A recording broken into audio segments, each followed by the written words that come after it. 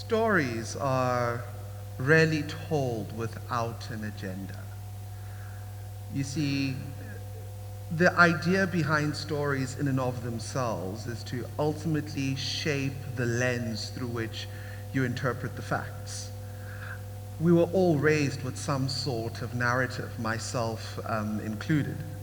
Now, the idea behind these narratives at times might have been wrong, but we accept them to be right, even though we know at times they do have issues. And the challenge with these narratives is the fact that if they go unquestioned, uninterrogated, undebated, they end up programming us as society as to what we end up believing to be true, correct, or the status quo. Now, as Steve Biko put it, the most dangerous weapon in the hand of the oppressor is the mind of the oppressed. Now, I am not suggesting that your grade 1 teacher was an oppressor. I am inferring, however, she was probably something close to it, right? I joke, ladies and gentlemen. But the point is this, is that we all have believed narratives. Narratives about South Africa, narratives about others, narratives about what is and how things should be. And the truth of the matter is this: my role today in this presentation is to be an agitator, a provocateur of how you think of the current status quo. Now, allow me to begin my provocation. So who would you be, and what would you have achieved if you were just 1,000 times more bolder? You see, the question at its core continues to haunt me till today. This was the question that was asked of me by Prof. Warren Wilkinson, at the time my course convener at the University of Cape Town, in the program called the Masters in Inclusive Innovation. And when I reflected on this question, I realized he wasn't asking me a question that had anything to do with my potential, nothing to necessarily do with my inherent capability. But the core of the question had everything to do with me appreciating not necessarily where I am, but where I could be. You see, ladies and gentlemen, the absence of boldness in making real decisions ultimately affects our ability to get to where society should actually be. You see, the reality is this, is that we forget that we get dealt cards in life, but we choose how we play those cards. And that speaks to our embedded agency. We don't get to necessarily decide on the society we have, but we are responsible in part, we are complicit in the society, or rather the outcomes that make those choices that others make within society possible. So that leads me to this idea of the agency that we all have. So in Latin, there is this term called agere. Agere speaks to the idea of to do, to act, to drive, to set in motion, to do, to act, to drive, to set in motion. And I grew up in a home that valued education, and the truth is my father forced my sister and I say this because I'm taking this a tad bit as a therapy session. He forced us to get both master's degrees before he gave us his approval to even consider marriage. And I mean, which father does that to their children? Anyway, I joke, Dad, if you ever see this. But the point of the matter was that as I engaged my master's thesis, my thesis topic, by the way, was the impact of information asymmetry and institutional intermediation on the uptake of life insurance in low-income communities in South Africa. Simply put, why do people in low-income, underserved communities not have access to life insurance? And when I began the process of my research, as these things happen, you interview individuals. And I had the privilege of interviewing a lady for the purposes of this conversation, let's call her Thandi. And as I spoke to Thandi, she articulated a very sad, heart-wrenching story, and it went something to this effect, that when her mom passed away, unfortunately, they didn't have the financial resources to bury the mom with dignity now. In our context, in our country, in South Africa, for people of color, funerals are an extremely extravagant affair. Like, you will think the sky is falling. But the whole idea is to send your loved one off with the highest form of dignity, right? But unfortunately, in this context, they didn't have the resources, and she hadn't planned, or the family wasn't in a financial position to have the right life insurance policy or funeral cover. And she had to speak to friends, family, community, borrow money, string money together, and eventually do a burial and a burial ceremony. The consequence of which was that at the burial ceremony, she tells the story of how individuals that she invited, who sometimes didn't contribute, were gossiping about them. And gossiping about how irresponsible they were as a family and how untasty the food was, and all these slanderous statements that took away from the moment, the sensitivity of the moment. And she began to cry as I interviewed her. And unfortunately, I went off script, and I don't know why I asked this question, but dare I say, I honestly think this question came from above, because I asked her a simple question. I was like, but did you have food in your house? And she was like, Prince, what the hell does that have to do with anything I'm telling you?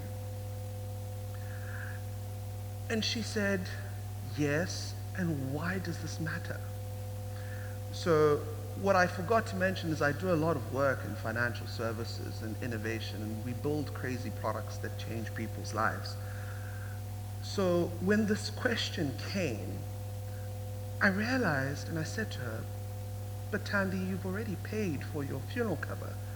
And she didn't know what I was talking about. You see, in South Africa, to give you context, the cover gap, according to ASISA in their 2022 paper, and the cover gap specifically speaks to the position would have to, or the financial gap that would need to be closed to restore a family to the position they would need to be in, assuming the breadwinner had not passed or was not disabled.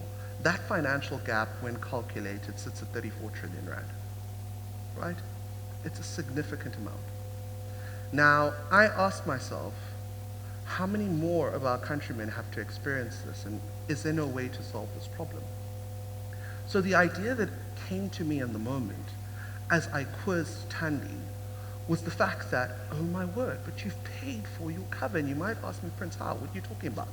So you see, the biggest challenge that faces fast-moving consumer goods manufacturers, right, is not necessarily margin compression, but its stickiness, specifically facing underserved consumers, because they're extremely price sensitive, right? The biggest challenge that face insurers and financial services businesses is the cost of distribution to the end customer, specifically in these markets, because financial services is a highly intermediated product. In South Africa, you have to go through the lead generator, the broker, the funeral parlor before you get to Mam Dlamini at the end of the day. And dare I say, these individuals or intermediaries in the gap, right, do create a bit of information asymmetry and also a tad bit of cost to deliver the end product. But what we realized was that the manufacturer had already absorbed the distribution cost. They were already in Thandi's cupboard. Their products were already in her home.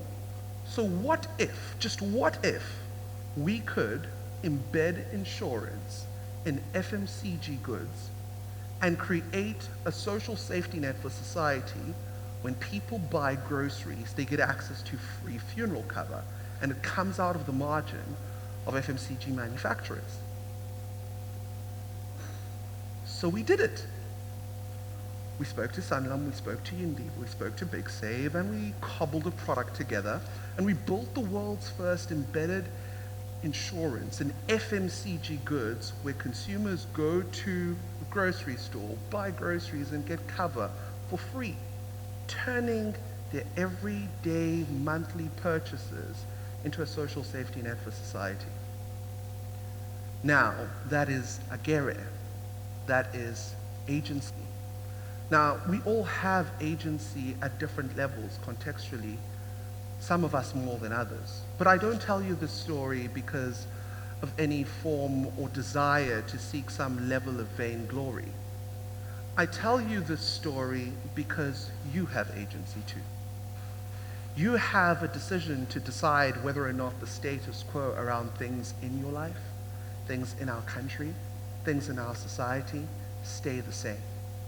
You have the ability to influence, to change, to direct, to act, to set in motion. If we talk about Africa, which is a big reason why I actually decided to take this TEDx talk in the first place, is that there are certain narratives that have been driven about our continent and our country. But the narratives that maybe most of us don't know is that today, Africa's consumer population is growing by in excess of 100,000 people a day. A day, ladies and gentlemen. Africans are having babies. Right? The second piece is that 26 cities on the continent are responsible for 60 to 70% of GDP. So it's not really about what country you're in, it's really about what city you're in.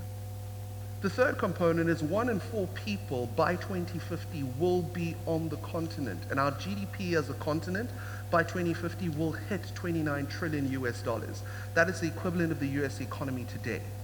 The question we need to ask ourselves is, how do we rise and respond to the moment? Because we've got to recognize that the present that we live in is not necessarily inherited from our ancestors, it's borrowed from our children. We have to use our agere, our agency. You see, for too long, we have been told that the African continent is the dark continent. But I would posit differently. The truth is, we are the light of the world. There is no place on earth that gets more sun per capita than Africa, right? We've been told that Africa is the hunger and poverty capital of the world, yet we sit with 60% of the world's arable land. These are narratives that we have been told. These are stories that we have bought into. But I am here once again to provoke, to challenge, to cause you to act, to drive, to set things in motion. Now, this is the closing of my provocation. And the question is simple.